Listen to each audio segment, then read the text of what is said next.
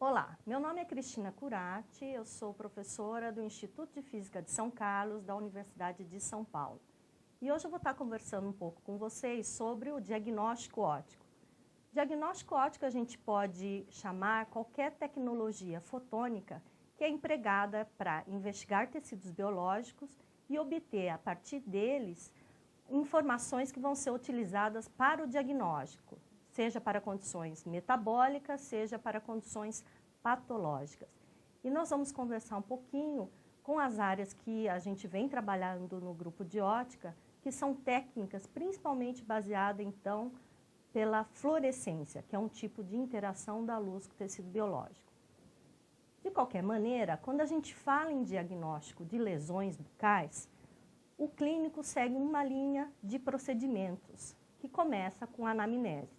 Então, nesse caso, o clínico vai estar coletando informações através de uma entrevista com o paciente sobre o histórico da lesão, quanto tempo teve desenvolvimento, por exemplo, dessa lesão em borda lateral de língua, qual que é a sintomatologia desse paciente, se ele sente dor ou não. A partir disso, o clínico vai fazer um exame, que é principalmente feito através da visualização sob iluminação branca dessa lesão, procurando características, então, que vão ser principalmente a coloração dessa lesão, a textura, se tem grandes diferenças com relação à característica clínica que seria observada num tecido normal na mesma região anatômica. A partir disso também o clínico vai fazer a palpação dessa lesão, verificar se é uma lesão móvel, se é uma lesão endurecida.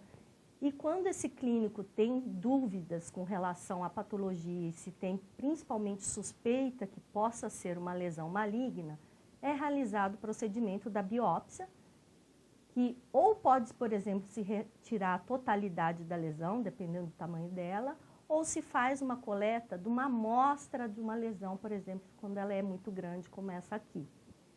Essa biópsia é um procedimento invasivo, né, que requer, então, a remoção cirúrgica dessa porção dessa lesão, e esse material é, então, enviado para um laboratório de patologia, que vai fazer todo o processamento desse tecido, né, e coloração, para que um patologista, no final, dê o diagnóstico histopatológico, que é o padrão ouro considerado, então, para as lesões de boca. Então, o patologista vai visualizar as características morfológicas, celulares desse tecido e avaliar se aquilo é, por exemplo, uma displasia em diversos graus ou se já é um câncer de boca.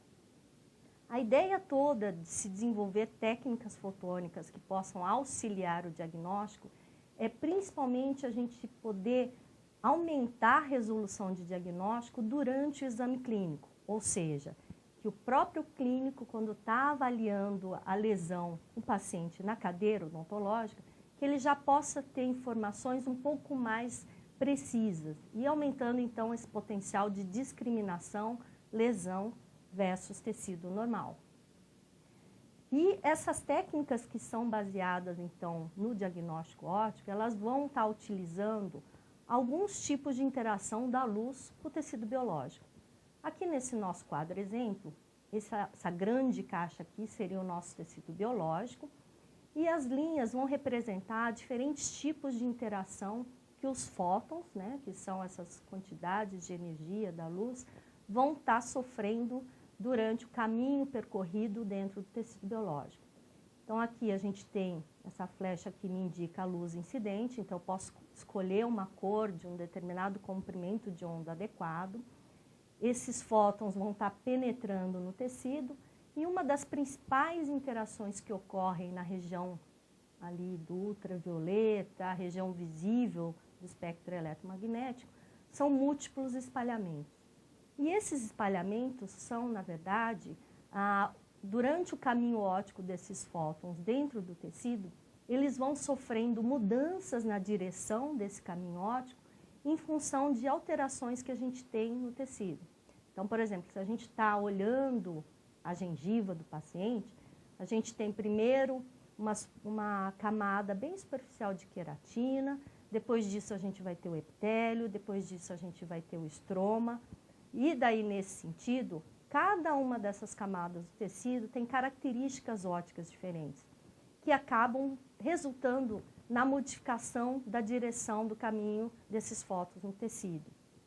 Esses múltiplos espalhamentos, então, fazem com que eu possa até obter uma informação indireta em função dessas propriedades estruturais desse tecido. Um outro tipo de interação bastante importante é a absorção. A absorção, nesse sentido, o que quer dizer? Existem moléculas biológicas nesse tecido que gostam de absorver a energia da luz que eu utilizei como luz incidente. Então, nesse caso, por exemplo, a gente pode ter alta absorção de moléculas biológicas, principalmente na região ali do ultravioleta, do azul, do verde, porque moléculas como a hemoglobina, que é um grande absorvedor da mucosa bucal, gosta bastante de absorver essas energias. Além disso, e é o tipo de interação que a gente vai estar mais falando especificamente nessa aula, é a fluorescência. E a fluorescência vai estar ocorrendo após a absorção. Então, nesse caso, moléculas biológicas, novamente, absorveram a energia luminosa que eu julguei da luz incidente e elas vão reemitir a luz na forma da fluorescência. E esses tipos todos de interação da luz com o tecido biológico, elas vão variar em função da cor da luz que eu utilizei, ou seja, eu vou excitar moléculas diferentes, o padrão de espalhamento vai ser diferente, dependendo da cor que eu incido a luz no tecido, como também as próprias propriedades do tecido. Então, ou seja, mais especificamente na área de diagnóstico de boca, se a gente pensar numa mucosa normal da língua, ela vai ter um padrão de interação da luz com o tecido biológico que vai ser diferente do padrão de interação de um carcinoma de língua. Porque eu tenho tanto modificações bioquímicas nesse tecido biológico como estruturais. E isso reflete em modificações dessas interações da luz com o tecido biológico. Então, aqui nesse caso, eu estou usando uma laser pointer da cor vermelha. Quando vocês visualizam aproximando na ponta do meu dedo, parece até que meu dedo é uma grande lâmpada vermelha. Isso é decorrente aos múltiplos espalhamentos desses fótons que daí estão saindo da ponta do meu tecido em diversas regiões, em diversas direções. No caso específico da laser pointer azul, né, a gente está vendo que é uma cor diferente, e se eu faço o mesmo procedimento no meu dedo, eu praticamente não vejo nada de luz saindo na outra superfície do tecido. Essa cor, né, desse laser violeta é uma energia que as moléculas biológicas altamente absorvem. Então, nesse sentido, a gente tem muito mais absorção do que espalhamento e aí a gente acaba não vendo tanto esse efeito no tecido como a gente viu no vermelho. Então, esse tipo de informação, então, a gente pode estar utilizando de maneira a realmente olhar o desenvolvimento do câncer, principalmente a ideia é realmente melhorar o diagnóstico precoce das lesões, então, quando ela está em desenvolvimento entre displasia e o carcinoma, ou no caso onde a gente tem as lesões de carcinoma nos estágios mais iniciais. Então, a gente quer olhar as características desse epitélio e ter uma informação de maneira não invasiva sobre esse tecido biológico. Aqui a gente tem um espectro eletromagnético, né, e aqui diversas cores nessa região do visível. Para a área de diagnóstico óptico, a gente utiliza principalmente essa região aqui do ultravioleta, a região aqui do azul, violeta, né, violeta, azul, até mais ou menos verde, que é realmente regiões que essas moléculas biológicas gostam de absorver. E a partir disso, então, a gente vai coletar a fluorescência e aí fazer uma análise dessa fluorescência e tentar, então, identificar qual que é o tecido presente no paciente. Só para vocês visualizarem o que é um procedimento, né, e o que é realmente a fluorescência, aqui, por exemplo, nessa cubeta, a gente tem uma molécula que é chamada de porfirina.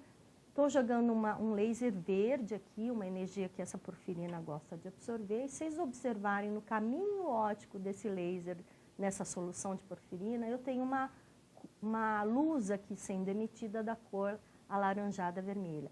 Isso aqui que vocês estão vendo é a fluorescência sendo emitida dessa solução com porfirina.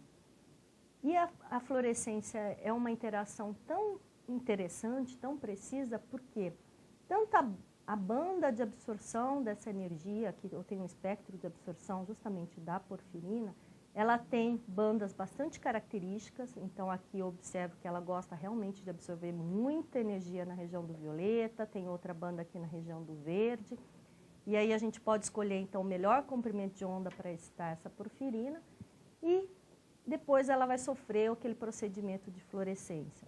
Quando eu coleto essa fluorescência, posso fazer via fibra ótica, eu posso fazer via visualização direta ou usar uma câmera. Eu posso daí também olhar com maior detalhe essa fluorescência e identificar realmente a característica de fluorescência dessa porfirina, que é realmente uma emissão bastante intensa nessa região alaranjada e vermelha, e tem uma outra banda aqui também, mais no vermelho próximo do infravermelho. Então isso é bastante característico da estrutura química da molécula. É claro que quando a gente pensa em tecidos biológicos, a gente não tem apenas uma única molécula, mas a gente tem um grupo, né, um elenco grande de moléculas. E aqui nesse gráfico, né, nessa tabela, na verdade, a gente tem os principais fluoróforos que estão presentes nos tecidos biológicos. E quando a gente pensa realmente em diagnóstico, a gente utiliza principalmente colágeno, né, que quando o carcinoma está invadindo tecidos biológicos, ele vai estar causando degradação dessas moléculas estruturais, né, colágeno, elastina. Como a gente pode também utilizar moléculas que são importantes na cadeia respiratória, como o NADH e o FAD, todos eles têm regiões espectrais de excitação e de emissão bastante características. Então a gente pode, de uma maneira não invasiva e indireta, identificar a presença dessas moléculas. E é isso então que se baseia a parte de princípio básico do diagnóstico óptico baseado na fluorescência. Então a ideia toda é, por exemplo, a gente incidir uma luz, um feixe de luz na mucosa do tecido oral e coletar a fluorescência que está sendo reemitida por esse tecido. E a gente vai olhar essa fluorescência e tentar, então, entender como foi esse mecanismo e esses caminhos ópticos desse tecido aqui, dos fótons no tecido biológico, desculpa, e aí, a partir disso, fazer esse diagnóstico, então, de uma maneira não invasiva. Basicamente, quando a gente pensa em carcinoma, né, em câncer de boca, é nesse desenho esquemático que a gente pode entender o que está acontecendo nas mudanças da fluorescência.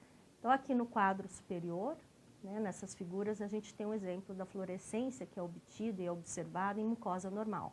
Então, a gente está iluminando com uma luz na região do violeta. Aqui eu tenho o tecido epitelial, aqui a camada basal e aqui já estroma, que a gente tem colágeno, tem vascularização. E a fluorescência reemitida por esse tecido, ela é basicamente mais intensa na cor verde, que vem principalmente dessa camada aqui, que a grande molécula que produz essa fluorescência verde é o colágeno. Também a gente tem fluorescência nessa região epitelial, principalmente advinda do NADH e do FAD. Já no desenvolvimento do carcinoma, o que a gente tem? Toda uma desestruturação desse tecido epitelial, uma grande duplicação dessas células epiteliais e realmente o que a gente pode falar que já é um carcinoma, né, invasivo, é quando a gente tem uma destruição dessa membrana basal, que é quando as células epiteliais realmente começam a migrar para tecidos adjacentes. E um dos fatores que possibilita essa migração é a degradação dessas fibras colágenas. E quando ocorre isso, a fluorescência que anteriormente a gente tinha bastante intensa do verde, do colágeno, acaba sendo bastante diminuída porque a gente teve uma degradação dessas ligações cruzadas entre as fibras colágenas. Então, só de uma maneira mais simples e bem direta, a principal característica de fluorescência de um carcinoma versus mucosa normal é uma diminuição da intensidade de fluorescência na região do verde e uma outra característica que é importante é um aumento da intensidade de fluorescência na região do vermelho, que é principalmente advinda de uma maior concentração de porfirinas nesse tecido do carcinoma, que como a gente viu, as porfirinas emitem na região ali do vermelho, do espectro eletromagnético. Então, por exemplo, a gente pode usar sistemas como esse, que são sistemas a fibra, que aqui dentro a gente tem, por exemplo, dentro dessa maleta a gente tem laser, que são acoplados na fibra, a gente pode entregar essa luz na superfície do tecido, apenas em contato com esse tecido biológico, coleta a fluorescência que está sendo reemitida e isso é processado num espectro fotômetro, que vai então me dar aqueles gráficos de intensidade de luz em função do comprimento de onda e analisar isso tudo num computador. Então isso a gente pode utilizar clinicamente, porque é uma energia que é segura para uso em seres humanos. E, por exemplo, aqui a gente tem gráficos mostrando a diferença, por exemplo, de espectros de fluorescência de uma mucosa de língua normal, aqui nessa região preta, e de um carcinoma de língua, aqui que a gente tem quase nada de fluorescência, então baseado naqueles princípios que a gente acabou de discutir. A gente também pode observar que o espectro de fluorescência da língua não é semelhante ao que a gente tem no assoalho de boca. A gente tem outro padrão espectral, mas ainda assim, quando eu comparo o normal, que são essas linhas pretas, com a região borda da lesão azul ou centro da lesão na região nessas linhas vermelhas, a gente já tem uma diferença realmente espectral. Então, isso é interessante, realmente, que pode gerar, então, um banco de dados para a gente poder fazer essa diferenciação e ajudar o clínico, então, a já ter uma informação mais precisa no paciente se aquela lesão tem uma característica mais próxima de uma mucosa normal ou de um carcinoma.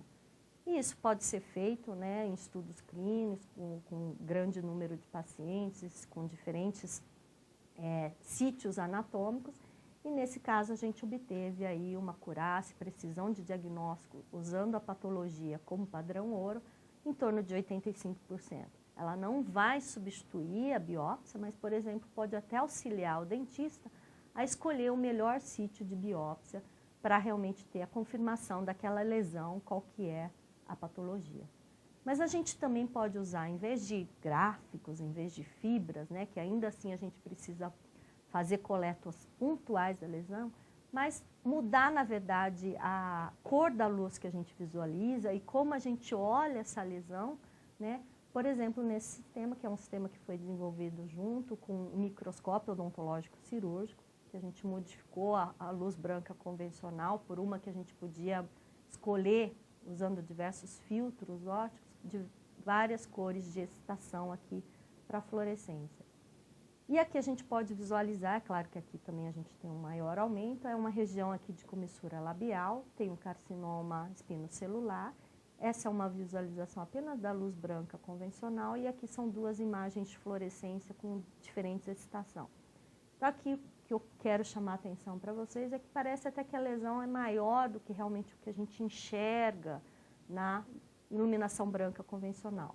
E a ideia aqui também é até poder, a tentativa de visualizar melhor qual que seria, por exemplo, a margem de segurança de ressecção desse tumor.